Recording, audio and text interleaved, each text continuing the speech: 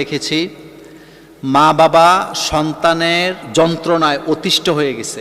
অর্থাৎ মা কিন্তু সাক্ষী দিতেছিলেন যে আমি আমার স্বামী যখন গড়ে থাকতো না, আমি ছেলের বয়েতে বাসায়ও থাকতে পারতাম না, আমি বাইরে আরেকটা বাসায় যে অবস্থান করতাম।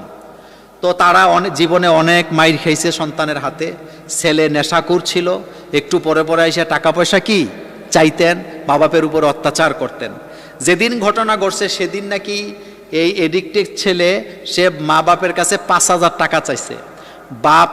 বাপ কোনো ক্রমেই তাকে থামাইতে পারতেছিল না, এবং বাবা মা দুইজনই থানাতে সাক্ষী দিছে ওই ছেলের গায়ে প্রচণ্ড কি ছিল, শক্তি ছিল, যার কারণে তারা বয়সের কারণে ছেলের সাথে কুলাইয়া উঠতে পারতেন না।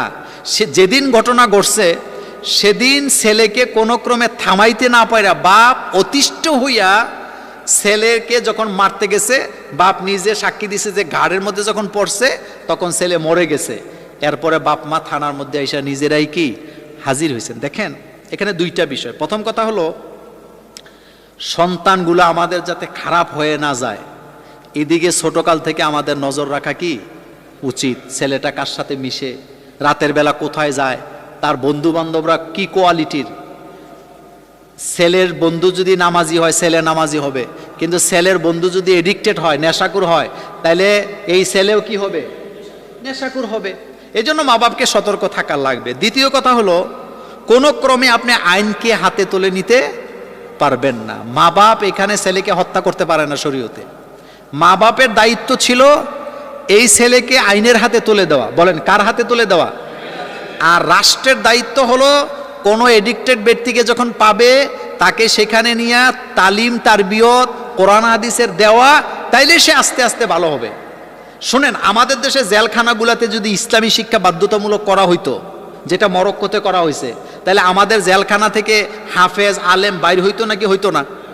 সেম কন্ডিশনে যেই জায়গায় নেশাখোরদেরকে রাখা হয় অনেক সময় ওই জায়গায়ও নেশা সাপ্লাই দেয়, বা যারা এই ক্যাম্পগুলো করে তারা নিজেরাও নাকি এর সাথে জড়াইয়া যায়। এরকমের ঘটনাও আমাদের সামনে আছে নাকি নাই? আছে। সেজন্য মা বাপ ছেলেকে হত্যা করতে পারে না। যেহেতু তারা হত্যা করছেন, রাষ্ট্রীয় আইনে তাদের বিচার হবে। কিন্তু মা বাপ কতটা অসহায় হইয়া সন্তানকে হত্যা করছে, বা বাপ কিন্তু সাক্ষী দিছে যে আমি হত্যার উদ্দেশ্যে তারে কি করি নাই, আঘাত করি না, আমি মূলত তাকে থামাইতে চাইছি। এখন রাষ্ট্র সিদ্ধান্ত নিবে তার ব্যাপারে কি হবে।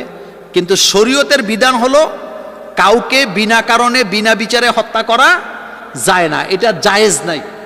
এটা কি নাই? জায়েজ নাই। বিচারের মাধ্যমে তার যা হবে হবে। সুতরাং এই মা বাপ, আর বাংলাদেশের আইনে যা হওয়ার তাই হবে। আরেকটা হলো বাংলাদেশের আইনে আপনারা জানেন যে কেউ যদি কাউকে হত্যা করার পরে যদি স্বীকার করে যে আমি এই পরিস্থিতির কারণে আমি হত্যা করছি, তাইলে তার ফাঁসিও কি হয় না, তার জেল হয় বড় জোর। তো জানি না মা বাপের কি হবে, কিন্তু মা বাপ এখানে মূলত দায় এড়াতে পারেন না এই কারণে যে তারা হত্যা করতে পারেন না। যেহেতু মরে গেছে, হত্যা তো হইছে, এখন বিচার প্রচলিত আইনেই হবে। তারপরেও আমরা দোয়া করি আল্লাহ পাক যেন এই ধরনের সন্তান কোনো মা বাপের ঘরে, কোনো পরিবারে যেন না দেয়। একটা কথা শোনেন, এই যে নেশার কাছে বাংলাদেশের প্রশাসন পর্যন্ত অসহায়। এত পরিমাণে নেশা বাংলাদেশে ঢুকে, আর একটা জাতি ধ্বংস হওয়ার জন্য নেশা হইল সবচেয়ে ভয়ানক জিনিস। যুবক যুবতীরা, ভালো ভালো ছাত্র ছাত্রী নেশার কারণে তার জীবন কি হয়, ধ্বংস হয়ে যায়, একটা পরিবার ধ্বংস হয়ে যায়, একটা সমাজ ধ্বংস হয়ে যায়। সুতরাং এই নেশা থেকে জাতিকে উদ্ধার করার জন্য যা যা করা লাগে আমাদেরকে সচেতন হওয়া দরকার। আল্লাহ আমাদের সকলকে কবুল করুক।